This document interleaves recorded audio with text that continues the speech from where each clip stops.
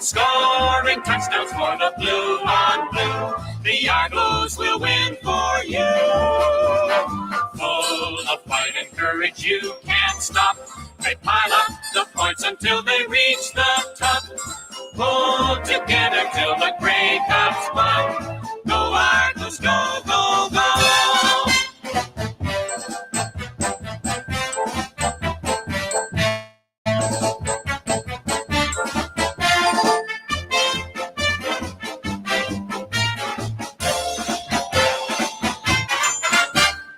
Go Toronto Argos, go, go, go! Pull together, fight the foe, foe, foe. Scoring touchdowns for the blue on blue. The Argos will win for you. Full of fight and courage, you can't stop. They pile up the points until they reach the top. Pull together till the Grey Cups won. Go Argos, go Toronto, go! Go Argos, go, go, go!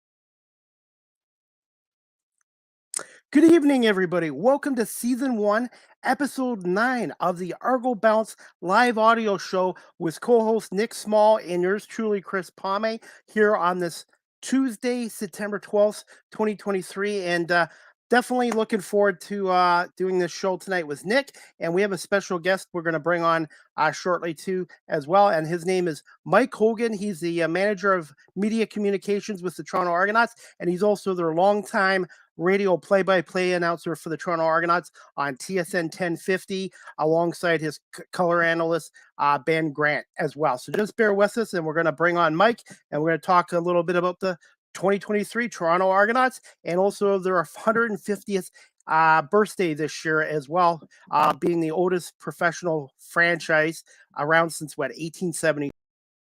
1 second, guys, and I'm going to bring on Nick, and sorry about that. I hit something wrong. And Nick, we're going to bring on Mike Hogan. Good evening, Mike. How you doing? Doing great. How are you guys? Good.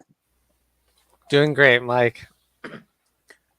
So, Mike, thoughts on this 2023 Toronto Argonauts team and their last game at BMO Field with a 39-10 win over the Alouettes? Yeah, so far so great. I think if anybody had said the Argos would have been 10-1 at this stage of the season, everybody would have jumped up and down and said, yeah, we'll take that. So I don't know how you can get much better than 10-1 and playing really exciting football.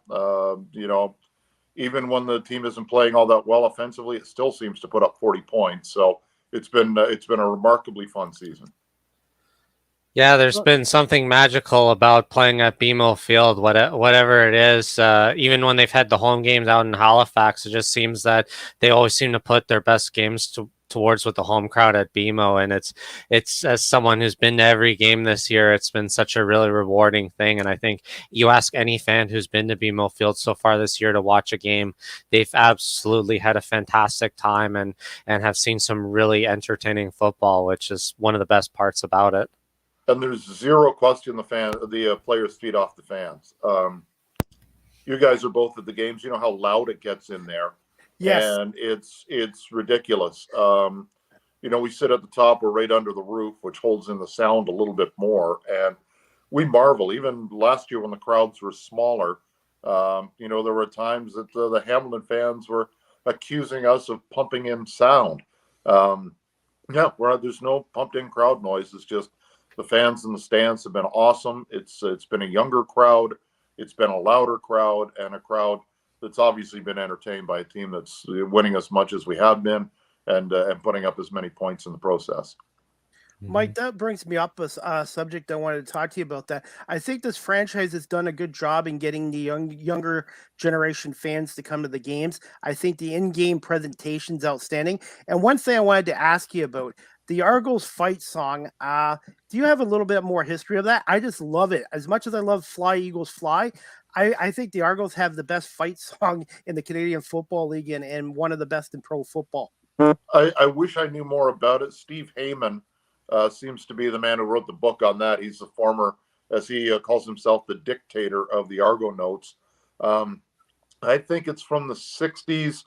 it was part of an album where there were fight songs for all of the teams at the time, and I think it was just plucked from that. So it's not something that goes back to the 1920s, to the best of my knowledge, but to the 1960s. Nick, go ahead. Yeah, I can't say much to that either. I know I have it on a video cassette from the early mid 2000s as part of a compilation of music. I think it was by with in part with the Toronto Sun or Sirius or something like that. But yeah, it makes for a really great tune, and the fact that just since last year it's been kind of brought back into the mainstream as a touchdown celebration song after the cannon fires, and Beatty nails the field goal after one of our touchdowns. It's a very exciting thing to listen to, and I think something that the fans thrive off of as well. Speaking about the fan noise, like it might not have been necessarily for all the right reasons with some of the calls, but I was really impressed by the noise against the Ottawa game. I said a couple weeks ago that was probably the loudest I think I've ever heard BMO Field, and that's having been the East Finals there. It was absolutely insane, and I encourage anybody who hasn't had a chance to go to BMO Field yet for an Argos game. If you haven't been to an Argos game in a long time, get a chance to go out there and watch. Oh, no question. And it's been a case this year where I think not only are we bringing in the younger fans, Toronto Flag Football, Football Toronto, Football Ontario have been fantastic partners, and we're trying to expose fans of that age, younger age, who may only in their peer groups have been exposed to the National Football League. And we just want to show that, like I love both leagues, and you can do that. You can have a favorite NCAA team and a favorite U Sports team, and enjoy them all equally. But we have to let it be known that we're out there too. And I think it's fantastic that if you go to a TFFL game, you'll see two teams playing each other, and it might be the red team against the green team, but they all have Argo logos on their shirts. So that's a part of it, and just to let those players know that we're out there with them, and we hope that they can come and support us as well. Mike, I was going to say, I always thought the 83 team had the best uniforms, but you know what? I have to say this 2023 uniforms, I think I even like them better than the 83 uniforms for this team. It's been astonishing, even to the people in our merchandise department, how much merchandise we're selling. That's good. How eagerly fans of the Argonauts are in terms of adapting to the lighter color as the primary color, going with the light blue as opposed to the darker or Oxford blue. There were some people who weren't sold at the beginning, but when they've seen these uniforms, and I know a lot of people complained about the all light blue uniforms, but since one of the options now is the darker blue pants, I think people have really warmed to that uniform combination. And man, if you go to BMO Field and you look in the stands, there is so much light blue now. It's nice to see that people have taken what was a bit of a risk from our organization, one we've been thinking about since pre-COVID. That's when I saw the first design of the new uniform, and we waited on it for 150, and here it is. And we're really thankful that it's been received as warmly and enthusiastically as it has been. I have to agree. I've noticed the explosion of Cambridge Blue as well, which is really exciting. And I find it cool too, because you walk around and it's every game I do this, and you look in the stands, I'm sure from your perspective, and you see who's got what jersey and what names they've got on it. I've been really lucky this year. I decided, because of the 150th, in the same sort of spirit, I've been getting a lot of my jerseys in former players' names, former legends, and like I've gotten the Dick Shadow one, and I think I've gotten at least 4 people who have came up to me who are probably in their 60s, maybe a little bit older, and they've come up to me and said, ask me if I have any relationship to him, or like why you chose that jersey, and telling me their stories about remembering watching him play when they were my age. And so I find that is just such one really fun aspect about this whole anniversary, being able to reconnect with other fans and sharing in such great memories of the team throughout their 150-year history. And I always like people who do that. Excuse me. I've seen Corrigal and Stillwagon and Greer and Flutie and Pinball. and Schultz in the new version, which is great. Yeah. And it's I always think it's appropriate if I were to wear a jersey, a guy my age, it should be from somebody that he cheered for when I would have been buying my first jersey or two. So when I see those throwbacks, I get a big kick out of that. And I'm with you. I like to see, who's leading in a jersey count on any given day, and it's close. There are a lot of Kellys and a lot of Olettes and a lot of Mwambas and a lot of Gittins out there. So there are obviously some fan favorites that have a few more than the others, but it's always nice to see different names on the back of the jerseys. By the way, Mike, I stood out on Saturday. I wore our Jim Kelly Super Bowl jersey, so everybody's like, "Oh, you got Kelly's jersey on and that," and I'm like, "Yeah, but it's Jim." But hey, Chad Kelly, Jim Kelly, I see some similarities to Chad and Jim. Obviously, Chad's got more athletic ability, but what I like about Chad, Mike, and I don't know if you've noticed this too, even when he has a bad throw or an interception, he doesn't seem to let it bother him, and he just seems to thrive on adversity, which is good.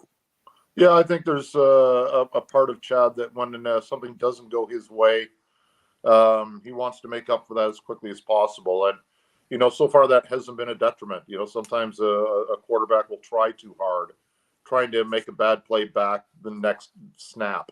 I think he's been very patient. He's made mistakes, but, there are very few instances where he's made more than a couple in any given day. So he's been remarkably good so far, and I think everybody's got their fingers crossed that that's going to continue. And I don't see any reason why it wouldn't. Nick, go ahead. Yeah, don't worry, Chris. We'll swap the red in your Kelly jersey for double blue real soon. Absolutely. Hey, one thing I wanted to say to you about the late Chris Schultz, the Pure Later Food Tackle Food Challenge was there Saturday. I made a cash donation. I guess they did 10,000 pounds, and I was able to interview Lucy Tan, who was with Pure Later, and I think what Chris Schultz has done with that is it's just amazing. Yeah, Chris wasn't a guy to speak much about his own personal accomplishments. He talked about the team first, and even if you were together, if we were out having a beer, he didn't like to talk about himself very much. Occasionally, he'd humor me by going down memory lane a little bit, but he was very, very proud of his affiliation with Pure Later. That was the way Chris was wired. I've heard so many stories since his passing of people being out with him. And, he'd be walking down the street if he had a per diem in his pocket, and he'd just hand cash to somebody who needed it more than he did. That's the way he was wired. I was thrilled that Mark Schultz, Chris's brother, was there for the presentation on Saturday, just to let the Schultz family know. I think there were 6 members of the Schultz family that joined us on Saturday. I was very, very happy to see Mark and his wife Ruth out there, and just allowing the fans to show them how much we thought about Chris's contributions, not only to Pure Later, but to the Argos. Nick?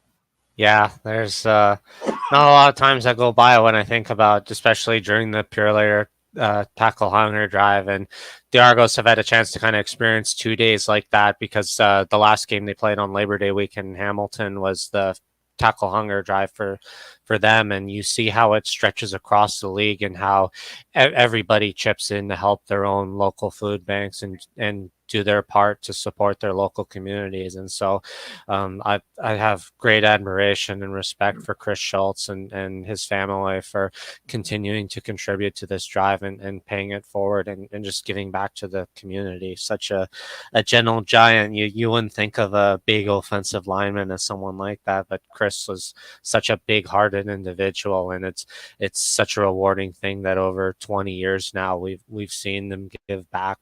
All of us as fans in the community in football have given back to the community with the Tackle Hunger Drive. Agreed. And sadly, it's no matter how far we go as a civilization, there are always going to be haves and there are always going to be have-nots. And the fact that we need to do this is a reality. There are a lot of people really hurting right now. So, the amount of food that we were able to raise for Daily Bread Food Bank, we made as an organization, made a check presentation of $75,000 to Daily Bread Food Bank earlier in the season. Awesome. It's something that we take very seriously. I think the Argos have always been known for our contributions to the community, and there's no way we're not going to continue to do that. And Mike, I was going to say this too. You guys have made me feel like a part of your team too. Not just being a first-time season ticket holder and a long-time fan, but doing my media work as well. And I want to say thank you to you and Chris and everybody with the organization. It's just been an awesome experience being able to cover my childhood team as a media member and get on what's the word I'm looking for? On hands training, interviewing people as well. Well, I thank you guys for doing what you're doing, and everybody else who does a podcast that gets the word out there. And the feeling is legitimate. We feel that everybody who is taking the time out of their schedule to pay their hard-earned money to come down and follow the Toronto Argonauts, especially those who are kind enough to be season ticket holders, deserve our love. We're very, very sincere when we say the Argonauts are a family. We mean that. And that comes, our patriarch right now is Mike Clemens. It trickles down, and I think everybody who works for the organization realizes without fans, we don't have a team. And that's why Nick and me love this team. And also, Mike, our show is on WQEE 99.1 FM in Metro Atlanta. Rod Peterson has a show there too, weekdays from 12 to 2, and they love our CFL content as well. Nice. I was on Rod's show earlier this week, so the fans in Atlanta are getting a double dose of me, and I apologize for that. It's pretty cool seeing the love spread down to the States, even as their own league's getting underway, that there are so many people still heavily invested in our league. It's fantastic. Well, there's so many people, half of our roster is American, right? The coaching staff, a lot of guys are American. And, for fans who either, know a person because they know them or they're a family member, but how many people who played high school or college football in Georgia are now playing in the Canadian Football League? So it's an opportunity to follow those people as well, who they've watched at a different level. And if they don't see them on Sundays in the States, they can see them on Friday Night Football here in Canada.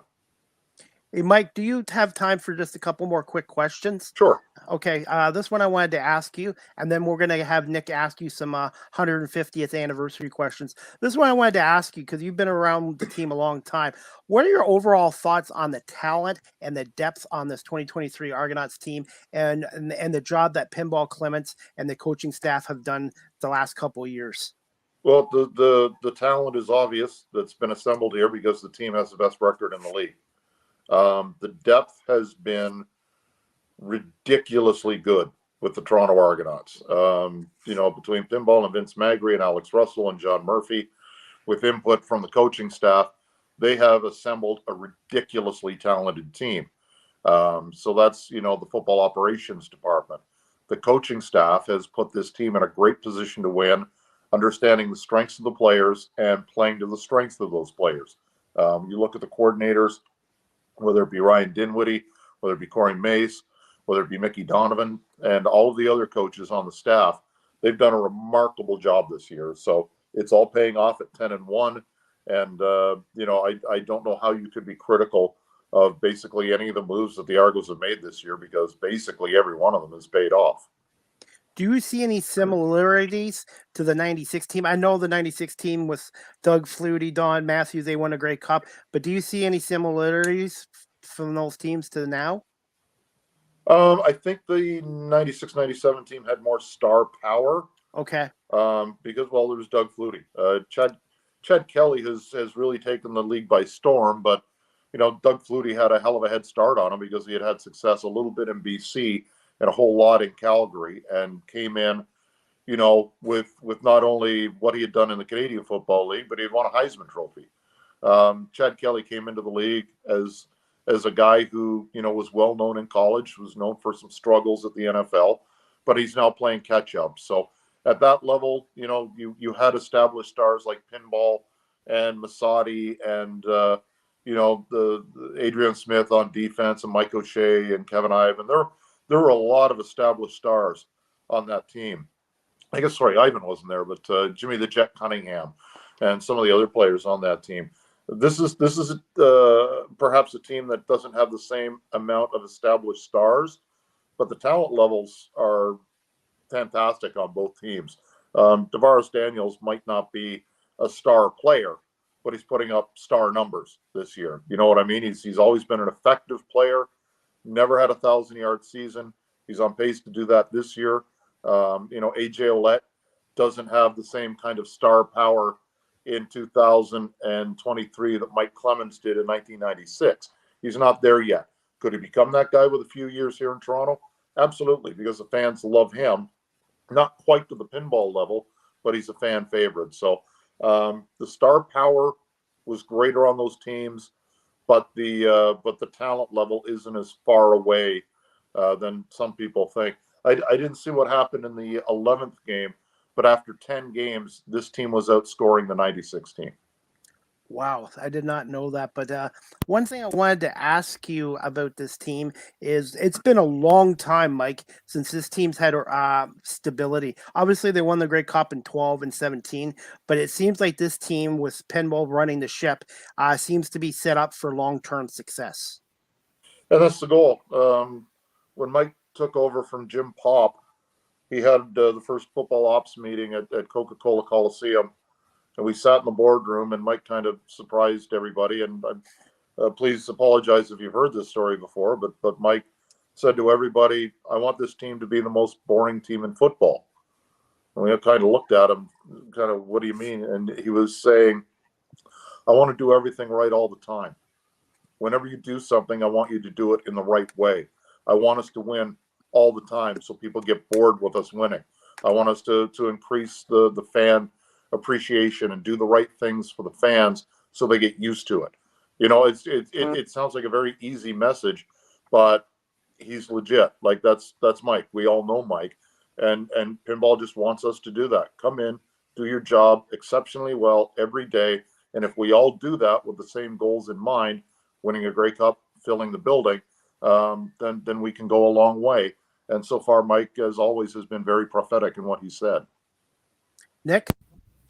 Yeah, it sounds like a very fitting thing for this organization now as they move in to celebrate their 150th year anniversary, that we're moving towards this, and we're getting a really special team out there. So because of that, we want to kind of segue then a little bit into talking about the 150th anniversary. Obviously, this has been a big thing throughout the year, and we've brought it up with the going back to the Cambridge Blue jerseys and the 150th anniversary hats, pins, patches, and all that stuff. But recently we saw the big announcement online. I know we have to go through a game at Hamilton on the 20th against Hamilton in Toronto on the 23rd, September 1st. But after that, we're having that big 150th anniversary celebration on October 6th. Do you think you could talk to us a little bit about that and hype up what sounds like a really incredible event coming up? Yeah, it's going to be a fun week. We're going to start it on the 4th. October the 4th, 1873, is when members of the Toronto Rowing Club decided to try this new sport to see if they could keep in shape. And it was rugby football at the time, which evolved into the game we play now. So that was 150 years ago on October 4th. On October 4th, we're going to have a youth football tournament for the Argo Cup. There'll be 20 schools taking part, and we're really excited to be doing that. As part of that, again, the Argonauts have committed $200,000 to minor football in the GTA for the next couple of years.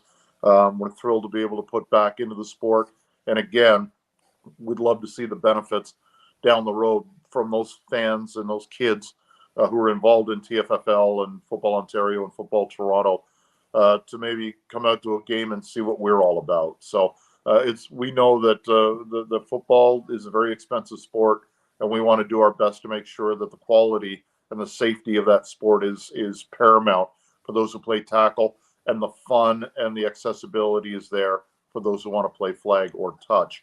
So that's on the Wednesday. On the Friday, we play Edmonton. I can't go into all of the details. Okay. Suffice it to say, it's going to be great. We have a lot of players coming back. I guess the headliners that have been announced, and hopefully there are more to come. Condrich Holloway, Awesome. Terry Greer, Ricky Ray, Wow. Rocket Ismail. Awesome. That's for starters. So there's going to be quite a bit of nostalgia that night. The halftime, we've already gotten the okay from the league to go 2 minutes longer at halftime. So we're hoping to jam as much as we can into that extra 2 minutes. It's going to be a fun night. The game presentations are going to be a little bit different that night than what you're used to.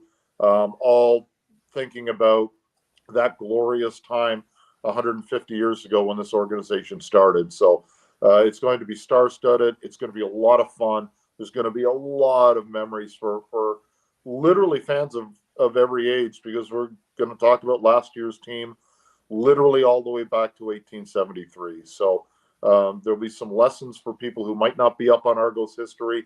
If you've been reading the top 150 moments in Argo's history, some of that will be backed up by some visual evidence. So we're really excited about what's going on. Preparations, it's hard to imagine that it's so close, because it was in December last year when Chris Schufelt and Dave Haggith and I sat down to try and figure out what the hell we were going to do. And I think we're all pretty happy with the way that it's turned out so far. And we are so excited for the night on the 6th. And I hope everybody can join us on that night. Mike, I have to ask you this. Sorry, Nick. Is there any... I'm not sure I'm going to put you on the spot here. Is there any possibility they could make a hard copy of the greatest 150-year Argo moments with pictures and some stories as well at some point? It's been discussed. I don't think there's been a final answer to that. Okay. But I know that's been discussed further up the food chain than me. But I can tell you that the 5 guys on the committee, and I'll name them here if you don't mind. No, go ahead. Go ahead. James Fraser, who's best known for Bygone Boatman, who is the preeminent historian of Argonaut history pre-CFL.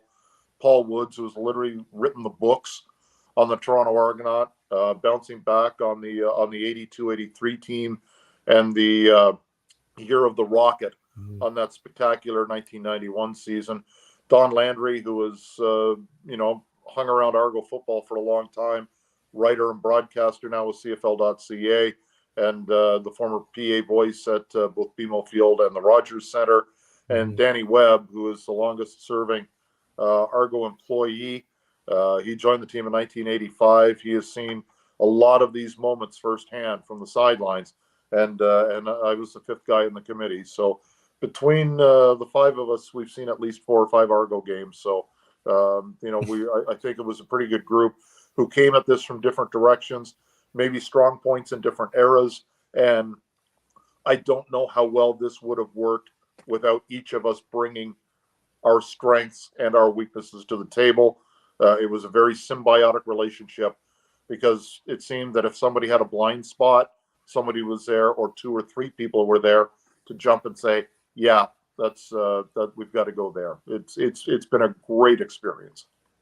Absolutely. And I'm going to tell you, out of all the Grey Cups the Argonauts have won in my lifetime, 8 of them, I still have my the 83 team is still the most special team. And I still am convinced, Mike, the 82 team could have won the Grey Cup if that weather was better at Exhibition Stadium, because that year they did beat the Eskimos or the Elks at Exhibition Stadium in the regular season. And I'm convinced if the weather was better, they would have won that 82 Grey Cup as well. Well, I was in college for the 82 game, and some people arrived at my apartment at 9 o'clock in the morning to start the party. I barely remember the second half. And to my knowledge, because when my memory faded, the Argonauts were still ahead. So in my brain, the Argos won the 82 Grey Cup, because by the time I had maybe a bit too much to drink, the Argos were still ahead. That 82 team was special. Yeah. Nick, I'll let you finish it up. Well, I was going to say, I know we've been talking about the 83 team and their anniversary, but let's not sell the 1933 team short when they beat the Sarnia Imperials 4-3, and we got the legendary Ab Box to thank. We were lucky enough, last week's show, we got to speak to Don Landry and talk about that. And coming from my background as someone who's a history MA, and I went to Laurier, which was not far down the road from Guelph. I've always found it really fascinating to hear from Professor James Fraser and his perspectives on it, for bringing some of those elements, those moments that are kind of maybe further from all of our collective memories, and bringing some of those events that are maybe more forgotten than some of the others. Ad Box was an interesting story. Whose Rouge won a Grey Cup, the one you were talking about. Ad Box broke his jaw, and they needed to wire up sort of this helmet that had a protective face mask on it, that kind of came out much like today's football helmet, but it was thick. It was an odd looking helmet. Wow. And just before COVID, we had that helmet on display in West Club for the entire season. It was pretty remarkable. We had a Dick Chateau game worn jersey in there as well. So we're trying to collect some stuff for that week from the hall. I'll see if, we can get that Ad Box helmet bought back, because Ad Box's name came up quite a bit in our discussions on 150. He's one of those players like Glad Murphy, Frank Turville, players like that, Red Story, the Stukas brothers, who maybe have fallen through the cracks in terms of Argo history. We think about Joe Kroll and Royal Copeland and maybe Lionel Conacher to a degree, but there were so many characters and great players in this organization that time has forgotten. We're thrilled over the last few months to be able to bring back some of those names to people via our 150 moments, and want to continue to do that on October the 6th. Did you find it a challenge, or maybe challenge isn't the right word, but maybe sort of like a due diligence to try to put some of those more historic moments that may have been forgotten into it, to try to balance it out with some of the more memorable plays, like maybe like a Chad Owens one-handed catch, or like the Rocket Ishmael beer moment? Was it a challenge to try to sort of balance that out with some of those older moments? It wasn't.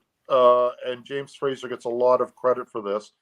Our process was unique. We, every week, we'd put together our own top 25 list. So we do plays 1 to 25, and we'd put them together. I would score how many times a play was noted, how many points on a 25 to 1 point they had, and then we'd get together once a week for an hour or so and discuss it. And we did this every week, so we'd have 25 plays. There would probably be 30 or 40 plays left over from that list, and then people would make their own list, bringing in more plays. So a play like, the Stukas brothers, 2 Stukas brothers, rotating at quarterback in a Grey Cup game, or the 3 Stukas brothers scoring a touchdown in the same game. Stuff that's been long forgotten for the most part. When you got 5 people in a room who all appreciate the history and wanted to celebrate that kind of history, it became pretty easy. The tough part was saying, okay, where does Glad Murphy Day rank on this list, as opposed to the Chad Owens one-handed catch, as opposed to, the Argos winning 3 Grey Cups in a row. It wasn't easy. It was, and the most interesting night was when we put together the initial 150. Don Landry couldn't be there that night; he's out of town. But the other 4 of us, with Don on the phone, got together at a Burlington establishment and took over a back room and just talked. And I think we started at like 5 o'clock, and they ended up kicking us out of the bar at last call. Wow. And it was all discussion about the 150. Some of our initial 150 were moved off the list. There were a couple that people had argued. We kind of had sober second thought and said, you know what, in retrospect, that should be on the list. So it was not, once that play was voted on, that moment was voted on, it was etched in stone. As we, as we progressed, we wanted to make sure that every Grey Cup team was represented. We wanted to make sure that the 4 retired Jersey players were represented, and that was easy. Maybe a little more difficult for Danny Nicoluk as an offensive lineman, but we were able to do it in a way that was legitimate and just kind of celebrating the life of an offensive lineman, who's one of 4 players to have his jersey retired with Kroll and with Chateau and with Pinball, who makes numerous appearances on this list. It was fascinating, and maybe we should have recorded that because the conversations about these moments, and we went through them one by one for the final list. Do we all agree with number one? And when we got everybody to agree, okay, let's start talking about number two, the one that we had on our initial list. Is that good? Does anybody have any arguments? There were some where we talk about the Mouse Davis run and shoot offense in 82. 83, awesome. Yeah. And then somebody brought up, well, how is Mouse on the list ahead of Bob Abilovich being hired? And then, Bob Abilovich, well, if we got Obi on the list, we should have Lou Heyman on the list. We should have Ted Morris on the list. And we wanted to make sure that they were all recognized, maybe putting a little distance between them as well.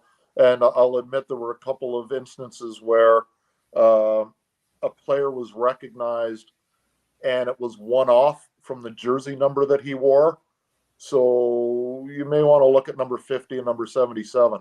I think those were two that we wanted to say, okay, let's move that one up to 50 and let's move that one up to 77 or down to 77, whichever way it worked. Just so if you were looking for what's the term? You're looking for Easter eggs on the list. Maybe there were a couple of Easter eggs on that list to find.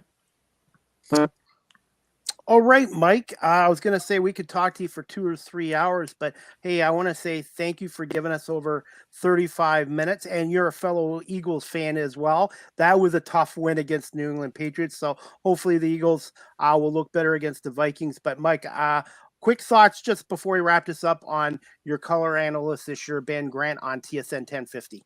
Who? Ben Grant. No, I'm not familiar with him. Nice try. No, he's Ben's been great. When Natey left, Natey J, I thought Natey was just perfect for that job, and he decided to move halfway around the world with his family, so that left an opening. And Bob Bronk came in from part of the 82 and 83 teams. Bob is somebody that I knew for some time. He was a former player who goes to virtually every game and is very passionate about it. Very bright guy. And I thought he would be perfect.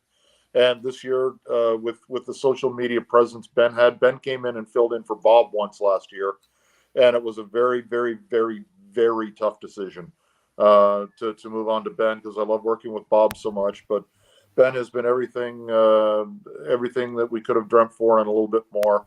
For a guy who never played or coached at the CFL level, his understanding of the game, his passion for finding out about personnel, second to none.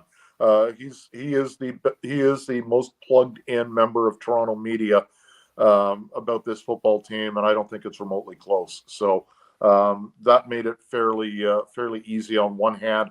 It was just tough saying bye to Bronco because I love that guy like a brother. So I've been very lucky with the guys that I've worked with in the role. I've loved every one of them. But it was a chance for a change, and Ben's been just dynamite. Sorry, Mike. Well, I gotta say though, I really appreciate Bob Bronk, and I hope he'll be there for the anniversary as well, because I know I'd love to chat with him during that time as well. But I've seen Ben Grant's experience, and I'm totally not biased in that because he coached at my high school alma mater at Lorne Park. Totally no resemblance to that. But yeah, it's been really impressive to see his own analysis and level of breakdown of the plays and how you guys go about it so well to really paint an accurate picture. I'm lucky enough to listen to you guys at the game, and I have it in my earpiece as I'm watching, but like you guys paint it so well that I could be in a dark room and I could completely understand what's going on. So you guys have my complete appreciation, and thanks for that. That's the highest compliment a guy on radio can receive, so thank you. And Bob Bronk does go to virtually every home game. If you know where the alumni suite is, yes, it's the very southwest corner of the building. He's basically there all the time. So if not, if he's not sitting there, he'll pop up and see some of the older guys. So if you're looking to talk to him or any of the other alumni, that's usually where you can find them, is up it's got that big outdoor section as well in the very Right. southwest box at BMO Field. And Mike, I was going to say I'm going to try to get some of the alumni to come on our show as well. But before we wrap this up, at the game against the Alouettes, what time are you and Ben going to be on the radio on TSN 1050 Friday night?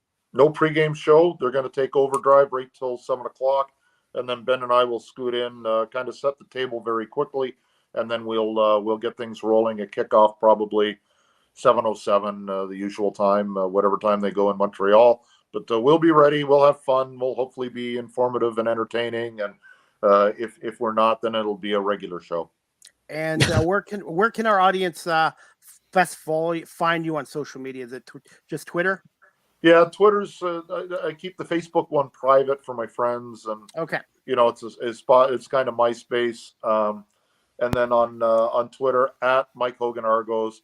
I will try to. I don't get back to everybody, but I'll certainly acknowledge it with a like or let you know that I've seen it. If there are any questions, I'll try to get back with the answer as soon as I can. I post practice schedules there, and I try to just have fun. Because why did we start watching sports in the first place? Because it's fun, and I love the interplay with fans from other cities. If they take it in the right, good-natured mode that it is intended to be from my end, we can all be friends. I think everybody who is a fan in the CFL has a certain ownership, not only of their favorite team, but the league as well. So it makes the league a very special place, and I'm just extremely fortunate and very happy to be a small part of it. And I'm glad to be a first-time season ticket holder, and I will be renewing next year. And I'm hoping to cover another Argos game this year as a media. But hey, Mike, I was going to say, I know your schedule's crazy, so I want to say on behalf of Nick and myself, thank you so much for giving us over 40 minutes of your time tonight to talk about the Toronto Argonauts and their 150th anniversary. And I look forward to seeing you soon at BMO Field. I agree, and thanks for putting up with my cough tonight. I don't know what, it's a dry cough, and it's been irritating me, so I hope it wasn't too bad tonight. Take care, Mike. All the best, and hopefully we'll see you at the game soon, hopefully at the anniversary as well, if not at a practice in the near future. Always a pleasure to talk to you. Thanks, gentlemen, and thanks for what you're doing. Keep doing it. Thanks, Mike. Take care, Mike. Good night. All right, Nick, thoughts on having Mike Hogan, the manager of communications and the longtime radio play-by-play voice of the Toronto Argonauts on TSN 1050? Yeah, what more can you say about someone whose childhood dream is it to be involved with the Argonauts and now gets paid to talk about them as his full-time career? It's super fantastic, and Mike always has some incredible stories to share. His interactions with former players, his interactions with the committee for the 150 moments of the team, just always absolutely outstanding. And yeah, I just wish I had a recording of that conversation, because I could totally listen to that for 6 hours on end with all the drunken rambling and the interruptions by servers and being kicked out of the bar. I really wish I could have listened in on that, because that sounds like such a fantastic conversation. And but I think the list is now released up to the number 21 moment. So if you get a chance and you haven't checked, the URL is, I believe, still the same, and it kind of releases as an extension. So just go to argonauts.ca or just Google it, top 150 moments in Argonauts history, and it should keep kind of linking the rest of the moments down now to 21. So we're in the home stretch, another 2 weeks or so, 2 games, and then we've got the big anniversary on the weekend of the 4th to the 6th of October. I'm really hoping they make a book, because what a better way for the Argo longtime fans and the season ticket holders and the fans to celebrate the history. And I'm putting my fingers crossed, and I'm just hoping they do have a hard copy of this, just this history of this team. And there's so many great moments and stuff like that. So we'll hopefully cross our fingers about that. Hey, Nick, we're gonna wrap up episode 9 shortly. Just going to ask you a couple quick questions about the game on Saturday against the Alouettes, where the Argos won 39-10. Who Yep. were some of the players that you thought stood out for the Argonauts on Saturday at BMO against the Alouettes? Yeah, if we're gonna, I won't break this down as a formal top three, but I think you look at AJ Ouellette's carrying ability. You look at Jack Cassar, who had that one knockout of bounds, and then the second one, which was Pickett, who knocked it out.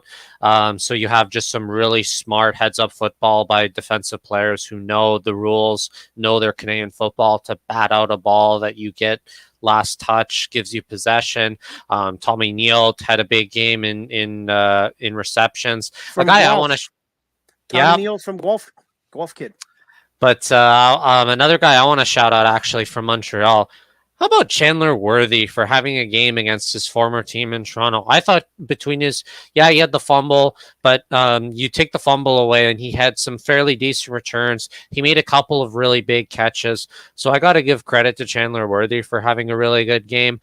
Another guy I want to shout out is Ungerer the third for doing the holding duties in for John Haggerty for Boris Beattie this week. A tough situation after kind of one-offs where they've had Haggerty hold but not punt. They decided to give John the full day off and have Ungerer do the holding. I think Beattie only missed one field goal, which got kind of flustered because there was a 10-yard penalty on a time count, so it bumped a 38-yard field goal to a 48-yarder. It did become quite a gimme as it was before. So I don't really blame that too much on Beattie or Unger. I thought it looked in stride. So those are the kind of guys I would point out for this game. All right, and that leads to this question. Who are the Argo 3 stars of the game against Montreal? I'll go first. I'm going to go with AJ Ouellette, 19 carries for 105 yards. I'm going to do an honorable mention to Tommy Neal, obviously. I thought he had his best game of the year. The number 2 star, again, is that offensive line, the best offensive line in the CFL. And they really do a great job protecting Chad Kelly and saving him from possible injuries. And the 3rd star in this game, from the defense, I'm going with the defensive player, Jamal Peters. Yeah, Jamal Peters was huge. He made a couple of incredibly thumping hits, and he had that big interception down in the end zone at the end of the game. Normally, I get really upset having been a DB myself in like pre-high school that people defensive backs tend to make a very not intelligent play by intercepting a football on a 3rd down situation instead of just knocking it down.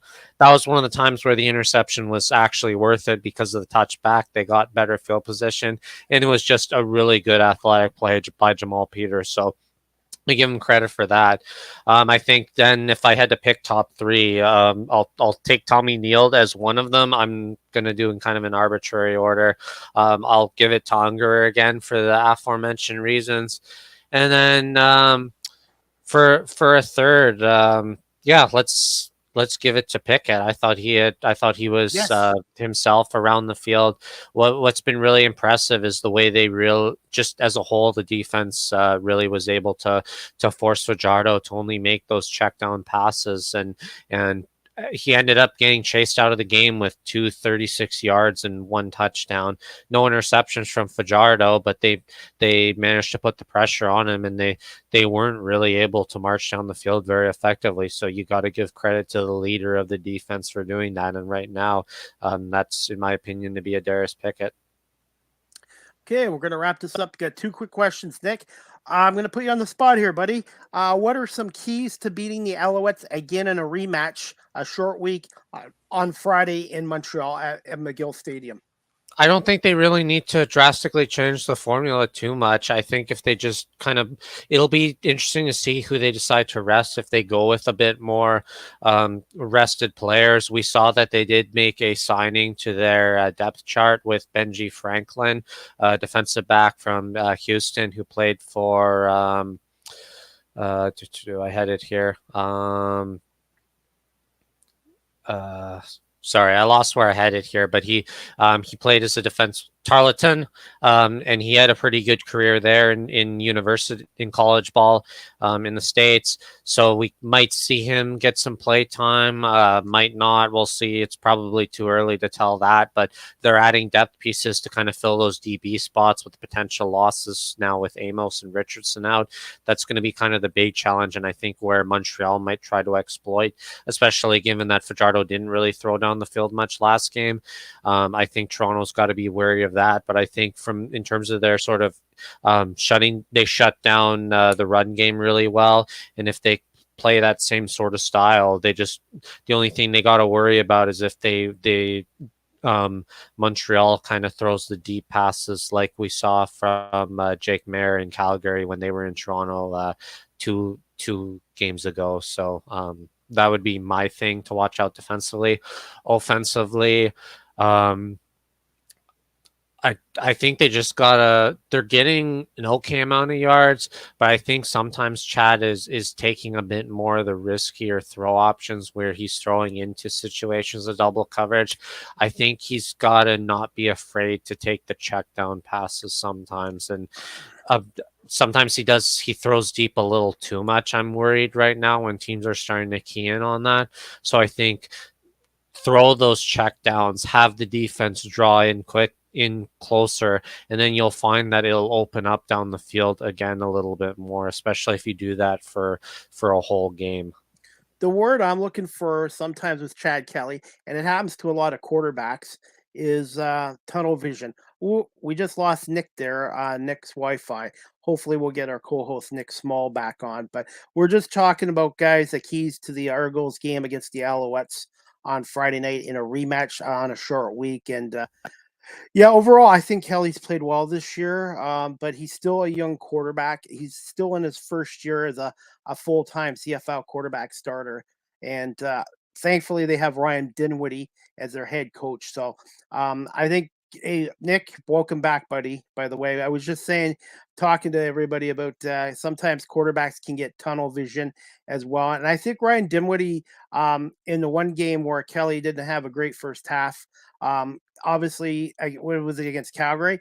He mentioned about tunnel vision and stuff like that. And in the second half, Kelly was much better. So Kelly's still, even though he's 29 and he's got some NFL experience and college experience, he's still a young quarterback in the CFL in terms of being a starter. Because, like I said, last year he was on the bench most of the year until the end of the year, and then obviously in the Grey Cup. Nick, you there? 1 second. There you go. Brought you back. Sorry, I was just rambling on. Nope, I heard you. I closed my tab by accident, so apologies for that. Yeah, I just think I'm not making excuses. Kelly's still a young quarterback in terms of starts in the CFL. And I think having Ryan Dinwiddie as a former quarterback is a huge asset for this organization. Absolutely. Not just with Kelly, but with the development of Cameron Dukes and Byron Scott as well. So, but I really think the only thing I would be worried about that game is the Argos were up 36-10 with 6 minutes left. I really thought maybe they should have pulled a few of their starters because I really don't want to take a chance on Kelly getting hurt. And you got two young talented quarterbacks, obviously, in Dukes and Scott. But the key to this Argos team this year, as great as their team is and their depths, you still got to keep that franchise quarterback healthy for the year. I kind of disagree fundamentally that why change what's working. And I mean, look at Winnipeg. They thumped Saskatchewan even more in the Banjo Bowl than we did to Montreal, and they kept Caleros in the whole game. So I'm not particularly worried. I get it that you worry about injuries for a franchise quarterback, but that's what they're paid to do. So it's like, and that they train to play a full game. They don't train to get pulled after having a lead late in the game. So I have no problems with how they handled that game. I think this is the one time we're going to disagree because I've seen no. I take your point of view too, Nick, and that's good. It's good to have 2 points of view. I just think with this league, it's just 36. If it was a closer game, Nick, no problem. But 26-point lead with 6 minutes left. I really felt at that time with 6 minutes left, 5 minutes, it would have been good to get Cameron Dukes some time because let's say Kelly does get hurt for God's sake, and I hope he doesn't. I like both Dukes and Scott, but then it's going to be putting a lot of pressure on them. I just think if the Argos can clinch the East in the next 2 weeks or whatever, they should start looking at getting Dukes and Scott a little more playing time. I know Dukes is in for the quarterback sneaks for the touchdowns and stuff like that, and he did get his feet wet against Calgary. But I'm just trying to look at the longer term picture. It's not what you do in the regular season. It's getting your team through the regular season healthy for the playoffs as well. But go ahead, Nick. Yeah, when they do clinch it, I'm sure for at least one game we'll see them play.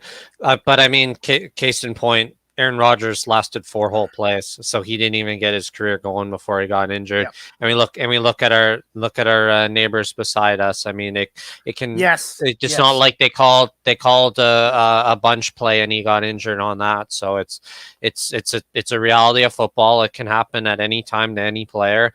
And but you've seen the way Dinwiddie has tried to coach because of his experience as a former quarterback, his ability to coach that into Chad Kelly to not have him make reckless plays. That's one of the big gifts that Ryan Dinwiddie has to give to Chad Kelly, and why they've been so successful. And he's willing to keep Chad in later in games. Yep. And there's a big competition in this MLP race now. There was just a Twitter discussion today that I saw that people were talking about where, if Zach Collaros plays at this rate, he's on pace for 37 touchdowns and I think 19 interceptions, probably less than that, but something like that. But then I looked at it and it's like, but you're not counting Chad Kelly's running ability and the fact that he has 8 touchdowns already running the ball. I think when you combine it, Chad Kelly's on pace for 42, and you can make the argument that Chad's own run game makes it a bigger threat. So I mean, it's football. There's so many intangibles and what ifs, and we always deal with the benefit of hindsight. Yeah. So we could go on this forever, but I'm let the kid play. That's my standpoint. Well, hey, you know what, Nick? It's good to have our points of views too. Like I said, I don't expect you to agree with everything I know and whatever, but it's good to have different points of views on stuff like that. Absolutely. It's just, so like I said, anything can happen, and you're right. He could get hurt in a practice too and be out. So you're right.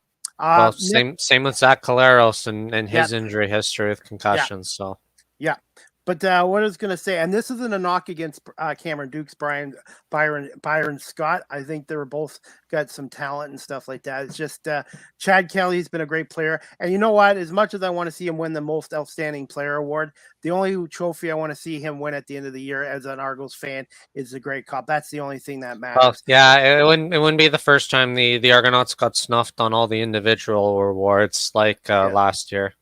Yeah, well, winning the Grey Cup is more important than individual awards. And the coaching staff would say that too, and the players would as well. Chad absolutely would.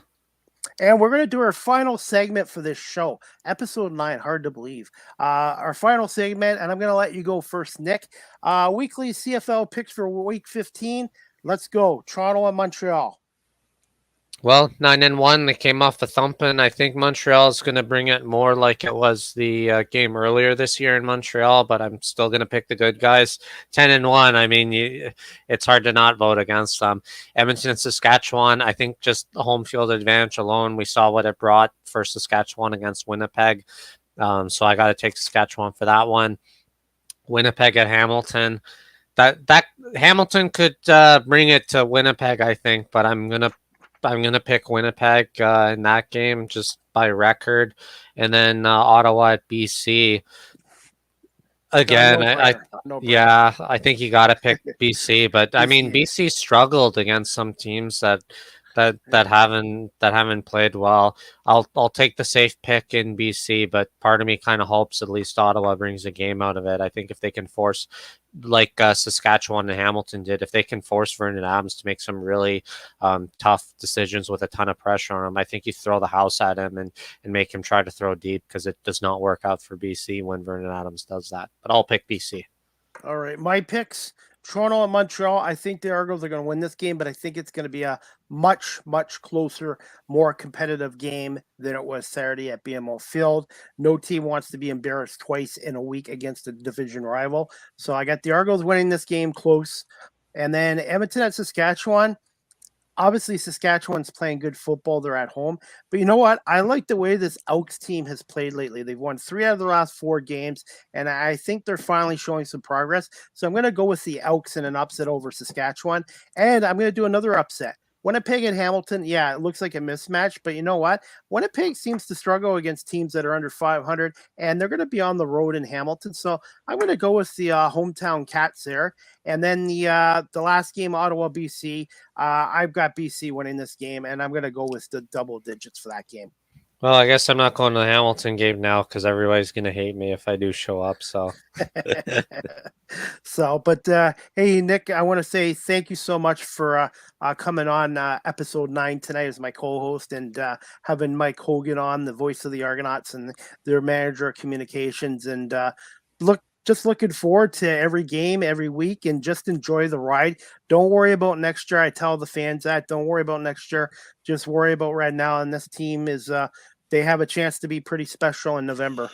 Yeah, it's the fun thing that's going to be for me this week is I'm actually going to be heading over to my alma mater, not Lorne Park. Lorne Park's a stone's throw away from where I live, but Wilfrid Laurier. I'm going to be heading down there, and I'm going to get to do some scouting work of my own. I'm going to be watching their game on Saturday as they take on the Waterloo Warriors in the Battle of Waterloo. So I'm really excited to that. Mike Hogan, I'm sure could, if he was still here, could speak about that because he spent some time with Wilfrid Laurier there, helping out with their football program, some coverage and stuff. So I'm really excited to go down there. And if you can't get to your local CFL game, and sometimes they're on the road and schedules are a problem, and maybe you live in a more rural community near university, take some time and go watch your youth sports team play. It's some fantastic football, and similar to going to watch the OHL and you're paying like a third the price to watch your future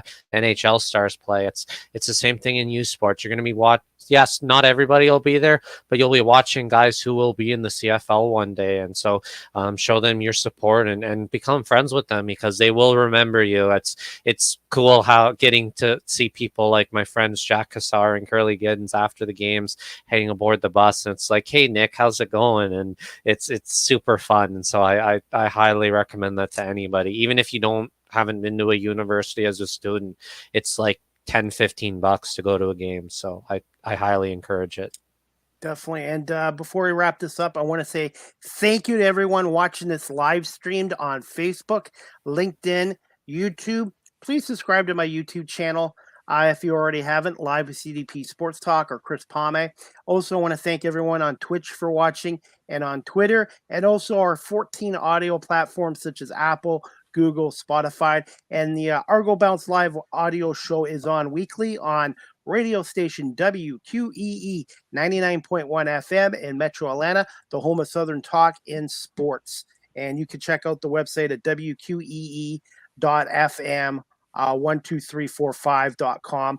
And again, we want to say thank you to Mike Hogan, the radio voice of the Toronto Argonauts, for coming on tonight. And Nick, thank you so much, and look forward to episode 10 next week with you, and hopefully another Argonaut win over the Montreal Alouettes. Yeah, it's weird that we've been covering so many wins. I was getting ready to talk some losses and what went wrong, but we haven't really had too many opportunities. Hopefully don't jinx it now. But yeah, some big games on the road against Montreal, then 2 home games with Hamilton, the Tiger Cats for the 4th time, and Edmonton comes to town, which I think should be a lot of fun. So absolutely. So Nick, hey, I hope you have a great night. And enjoy the Argo Alouette game on Friday, and then the game at Wilfrid Laurier Saturday, which isn't far from me here in Guelph. And Winnipeg Blue Bombers, Hamilton Tiger Cats, 4:00 in Hamilton, if you can get down to Tim Hortons Field. But anyways, we're going to wrap this show up. I want to say thank you to everyone for watching and listening to the Argo Bounce live audio show with Nick Small and Chris Pomay. And as always, go Argos.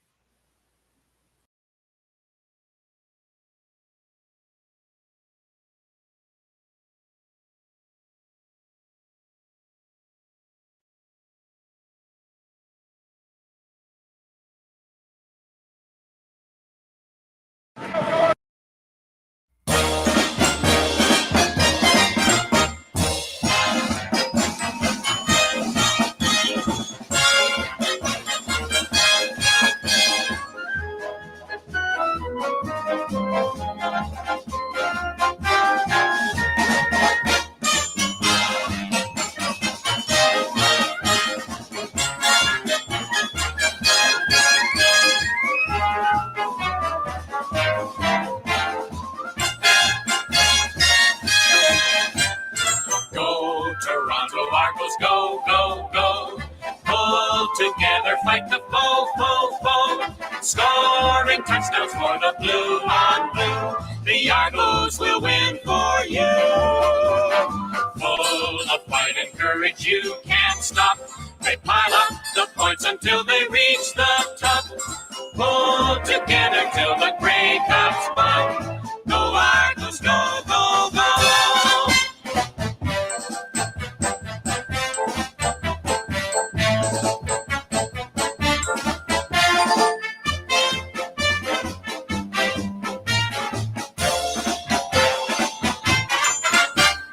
Go Toronto Argos, go, go, go. Pull together, fight the foe, foe, foe. Scoring touchdowns for the blue on blue. The Argos will win for you. Full of fight and courage, you can't stop. They pile up the points until they reach the